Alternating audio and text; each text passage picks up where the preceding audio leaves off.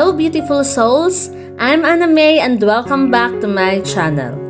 Today we're embarking on a creative journey that's not just about painting stunning watercolor florals, but also about conquering a common creative hurdle, creative anxiety. So grab your watercolor supplies and join me as we dive into the world of artistic expression and personal growth. Before we tackle the emotional aspect, let's start with the basics of watercolor floral painting. You'll need watercolor paper, paints, brushes, and a cup of clean water. Don't worry if you're new to this. It's a welcoming space for beginners. For this video, I'm using the Canson watercolor paper, Prang watercolor, and number 3 and 9 round brushes I bought in a local art store. These are beginner-friendly supplies. I'm painting the first floral exercise. Start by painting imperfect circles that comes in 3. You can play around with its sizes. Load your brush with the pigment of your choice. I prefer the light transparency. Then, lay out where you want to put your florals. In this video, I'm painting based on what I feel, so don't stress out if you're not sure about your composition. Remember, it's all about embracing imperfections. Now, let's talk about the elephant in the room, creative anxiety. Many of us, even experienced artists, deal with it. It's the nagging doubt that we're not good enough or that our work will be judged. But trust me, you're not alone in this. I've been there too. I've stared at a blank canvas, doubting myself. Pushing this art channel gives me anxiety and I'm constantly in the cycle of I'm not good enough. Who would want to watch a beginner artist creating simple arts? I'm not even an expert. But I want to share some strategies that help me push through. It's all about shifting your mindset. It's about being present in the moment without judgment.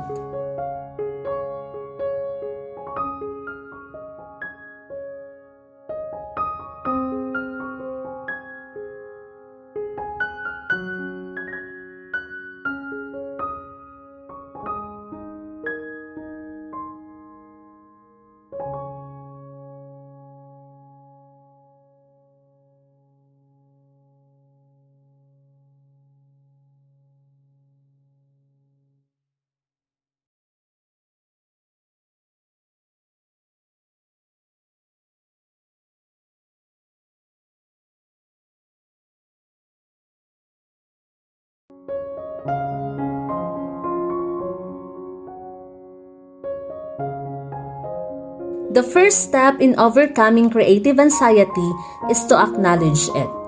Understand that creative anxiety is a common experience for many artists and creators.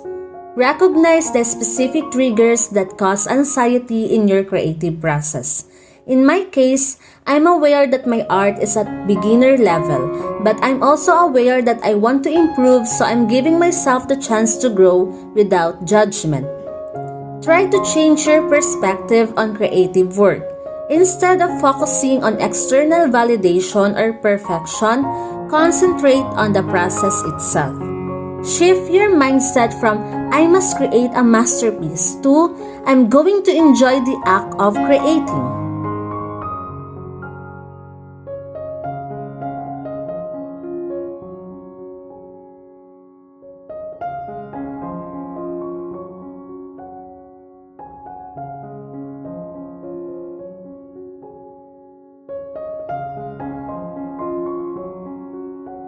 Understand that perfection is an unattainable goal. Embracing imperfection is liberating. Recognize that mistakes and failures are essential parts of the creative learning process. Going back to the painting, after you have added your blooms, you can add a darker color at the center that will complement the color of the petals. I added 3 small lines at the center to connect the petals. If you don't want the darker color to spread too much in your petals, make sure to add it when your first pigment dried, so you can avoid spreading it. You can control it by how much water you need.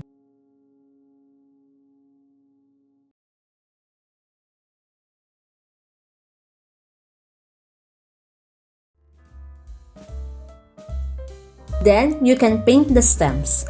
For this exercise, I just went to the flow and just enjoy every brush stroke.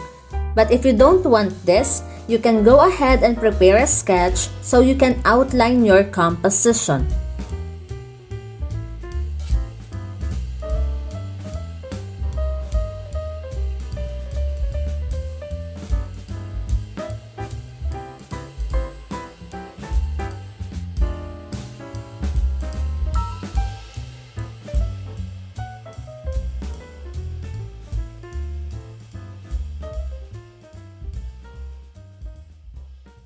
Next is to add leaves and blooms.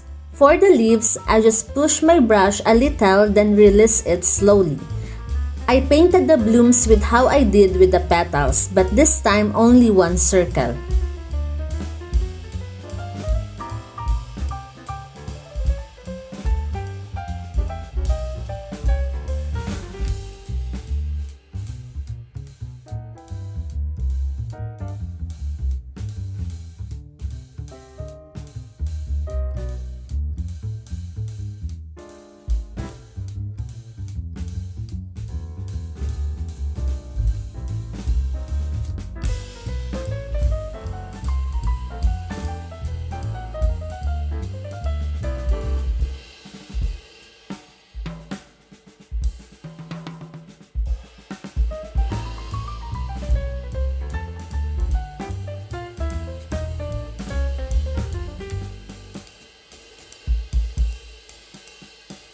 Establishing a regular routine for your creative work can create a sense of stability and predictability.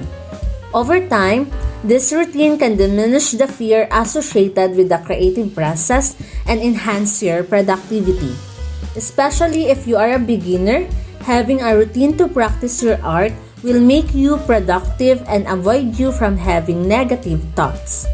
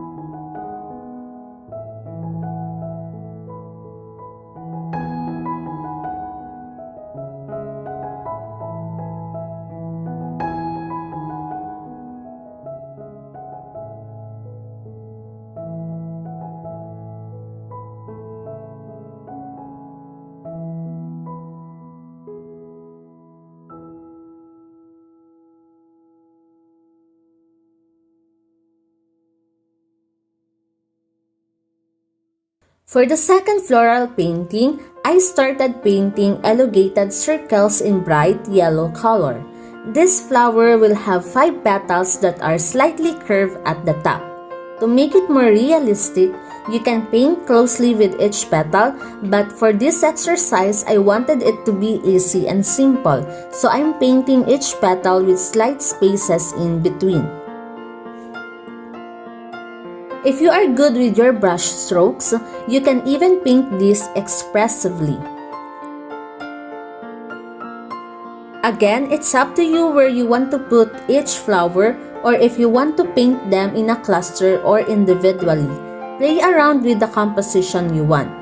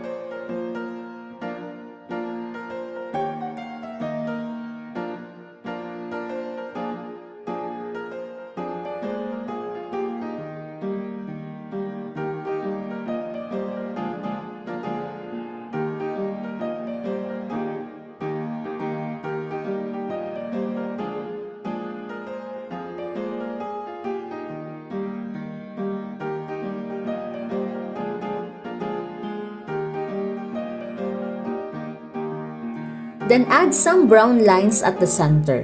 I'm slightly dabbing the tip of my brush to create these lines. If you happen to add a darker shade while the petals are still wet, then it will spread out. Again, to remove that, wash and wipe your brush and dab the excess pigments. But if you want it to spread out, then you can leave it like that.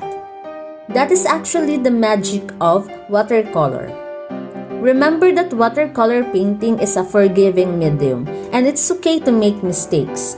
Each painting you create will teach you something new, and with practice, your skills will improve.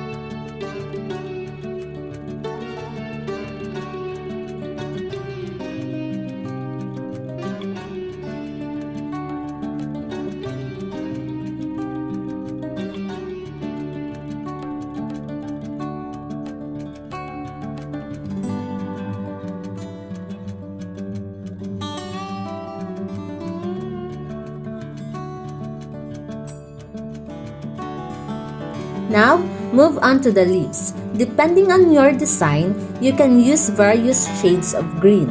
Paint the leaves using simple brush strokes. You can experiment with different leaf shapes and sizes. In this video, I'm dragging my brush in an upward direction to create long leaves. Then after this, I will be adding the blooms with 2 small petals.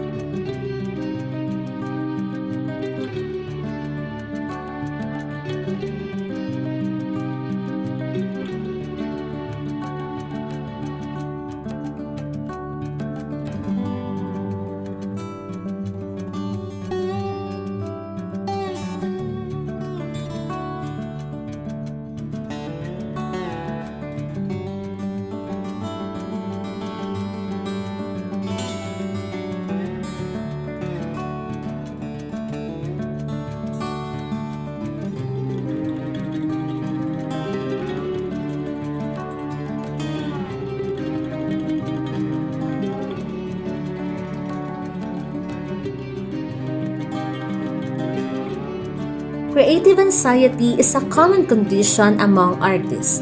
The fear of failure and the critical inner voice can paralyze our creative processes. This anxiety stems from various sources such as external criticism, self-doubt, and perfectionism. For me, creative anxiety has often manifested as a looming cloud of self-critique, making it challenging to complete projects. So I hope this watercolor floral exercise helps you release this creative burden of perfection. Just like flowers, it takes time to bloom. Don't get discouraged that your art is not the same with how you visualize it. I recall countless nights spent staring at a blank page, overcome by the anxiety that my arts will never be good enough.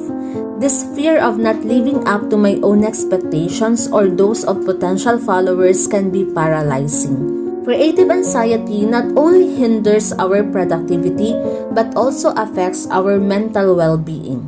The constant self-critique can lead to burnout and a loss of enthusiasm for our creative pursuits. I have experienced the overwhelming feeling that my creative work was never satisfactory, leading to a cycle of self-doubt and discouragement.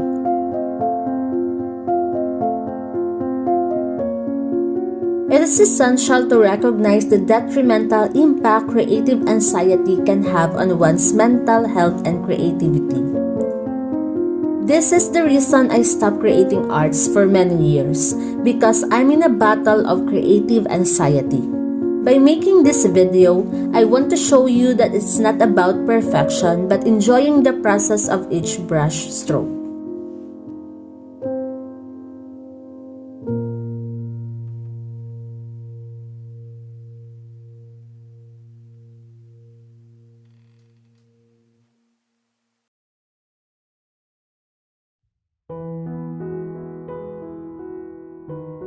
Now for our last exercise, I am painting bigger flowers with 4 petals. Start by loading your brush with lots of water and pigment, then drag it to the shape of how you want to imagine your petals. Here, I'm painting 2 petals at the bottom and another 2 on top that is slightly smaller than at the bottom. If you look at this at far, it will resemble a butterfly.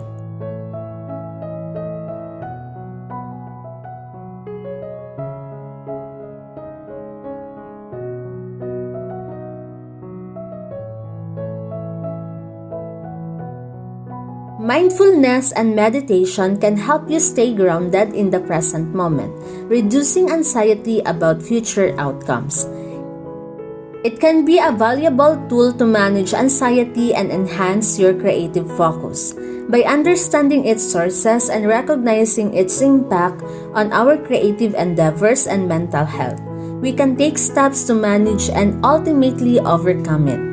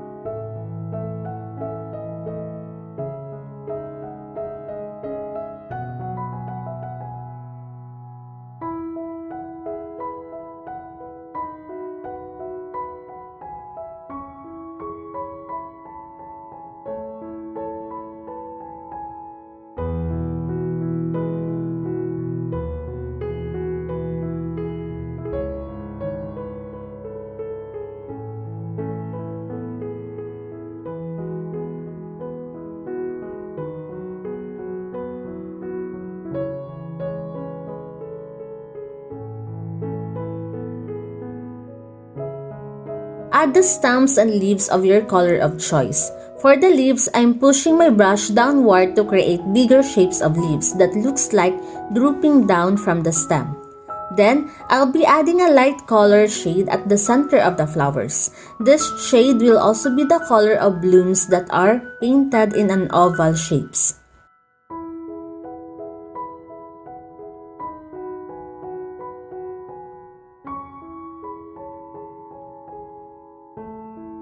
Remember that overcoming creative anxiety is an ongoing process, and it may not happen overnight. It's essential to be patient with yourself and keep experimenting with different strategies until you find what works best for you. Creative anxiety can be a powerful motivator when channeled effectively, driving you to explore new possibilities and reach your creative potential.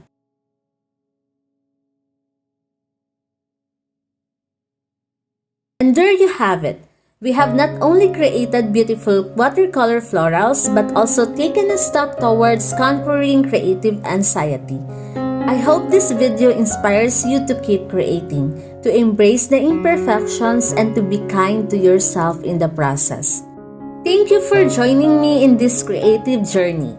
If you found this video helpful, please give it a thumbs up, share it with fellow artists, and remember to subscribe for more art and mindfulness content. Keep creating and most importantly, keep nurturing your creativity. Until next time, happy painting!